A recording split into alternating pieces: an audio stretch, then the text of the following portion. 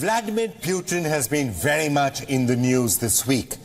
In India, he made headlines because of this video and some remarks that he made about Prime Minister Narendra Modi, saying that he has taken India to a position where it will not be pushed around by anyone. I cannot imagine His Excellency Modi getting intimidated or being forced to take any steps or actions that would go against the national interests of India and the people of India. And there is pressure against him, I am aware of that. We never talked to him about that. I can see that. And to be honest with you, I am amazed at his strict position to defend the national interests of India. We do see that. But Putin turned heads around this world when he flew to West Asia on Wednesday. The presidential plane was escorted by Russian Sukhoi 35 fighter jets. Take a look at this. The visit was not made public until the last minute, which explains why people couldn't help but ask what's happening. Putin has rarely left Russia since March, after the International Criminal Court issued an arrest warrant against him. But this week, Putin was in the Gulf. He landed in Abu Dhabi, where he was received by the UAE's Foreign Minister Sheikh Abdullah bin Zayed. And then he was escorted by cavalry to the Qasr al-Watan Palace. There, he was received by UAE's President Mohammed bin Zayed Al Nahyan. And he was given a 21-gun salute. The anthem of both Russia and the UAE was played. Both the presidents walked along a guard of honor as the UAE's aerobatics team drew the Russian flag in the sky. You can just imagine the grand reception that Putin received, the kind accorded only to a leader on a state visit, and then a really special state visit at that. Now, what was on Putin's agenda? Trade, energy, technology, and the wars. The Kremlin claims that in 2022, the bilateral trade between Russia and the UAE hit a record $9 billion. Putin told the UAE's president, and I'm quoting here, "Today, thanks to your posture, our relations have reached unprecedented levels," unquote. Indeed, the United Arab Emirates is Russia's main trading partner in the Arab world. A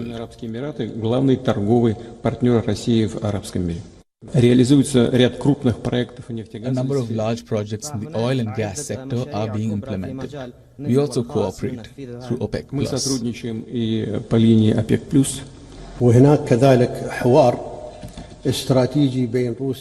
There are also strategic talks between Russia and the Gulf Cooperation Council, and this further strengthens our relations and expands areas of cooperation, consultation, and exchange of views, whether on bilateral relations or regional and international affairs.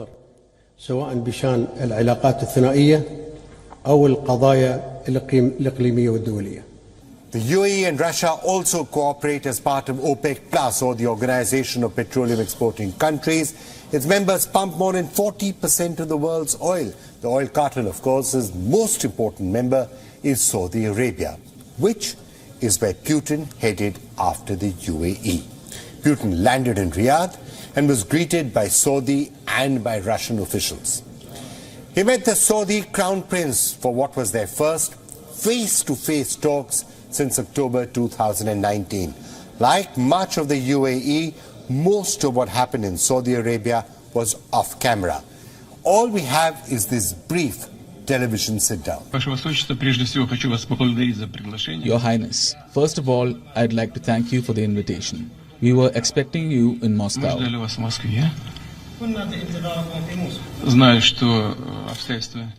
I know that adjustments had to be made to these plans due to the circumstances. But like I already said, nothing can prevent the development of our friendly relations. We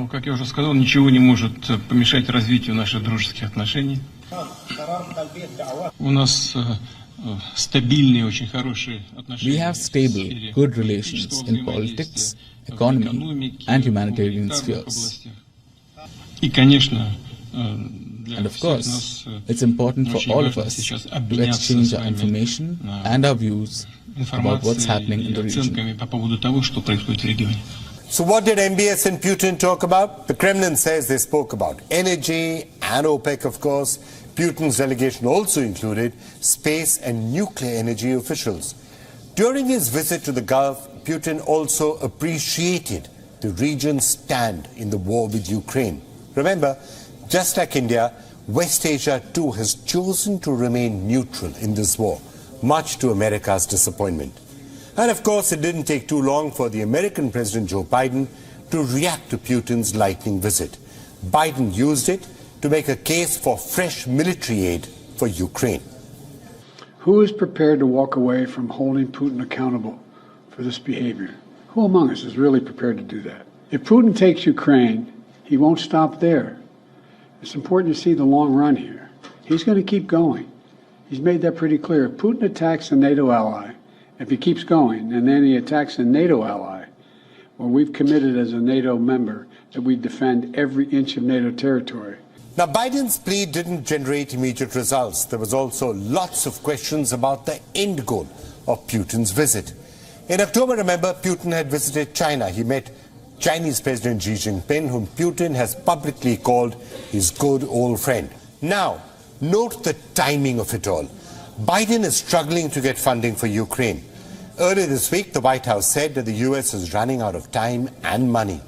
The U.S. Department of Defense has been allocated $62.3 billion in supplemental funding for Ukraine. By mid-November, 97% of it had run out.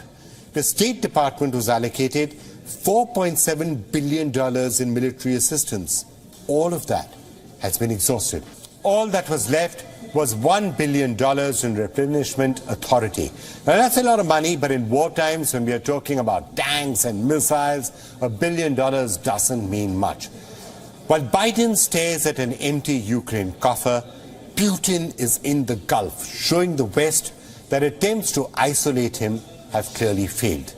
He's also sending a message to the White House that its influence in West Asia is waning. This is also a show of confidence. These handshakes and bilaterals are Putin's message to the world that Russia remains a force to reckon with. And for more on all of that, we're now being joined by Dr. Sergei Markov, who's a former spokesperson for President Putin, former member of the Russian parliament as well.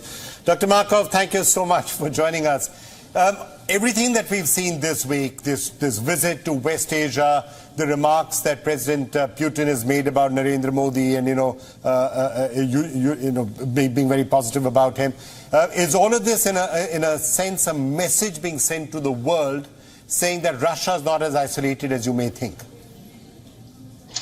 Of course, all these Vladimir Putin meetings with leaders of Saudi Arabia, United Arab Emirates, and with Iran, they have also bilateral schedule. With Saudi Arabia, it's price for oil, because both Russia and Saudi Arabia keep leading role in the determining oil price globally. With United Emirates, it's first of all the weight of the trade between Russia and other world beyond US and European Union sanctions. With Iran, it's more about military cooperation. Russia very much interesting about cheap Iranian rocket missiles and cheap Iranian drones, because this war appeared to be very massive war. But Iran very much interested about Russian defense missile system and Russian military jets. Just sort of take that point a little further. Is it entirely about bilateral issues and about West Asia or the Middle East? But is there also a message being sent in connection with Ukraine to say that, whatever is happening on Ukraine, some sort of a solution will have to be found? I think that this negotiation about solution of the Palestine problem is another issue. As to Ukraine, Russia may probably send the message that not only offensive Ukrainian army had been stopped and crushed by Russian army, but also the system of the sanction war against Russia from United States and European Union and their allies also in fact crushed. No isolation of Russia, no really working sanctions against Russia, no result of the military supplying of Ukrainian army with ideas that probably Ukrainian army will crush Russia. No. So is this message that probably now time for negotiation, stopping the war and stopping the war in Ukrainian territory and stopping the hybrid war against Russia, which is conducted by United States and European Union. Dr. Markov, thank you so much for joining us with that perspective. It's always such a pleasure talking to you. Thank you. My pleasure. My pleasure. Thank you for your excellent English. Yeah.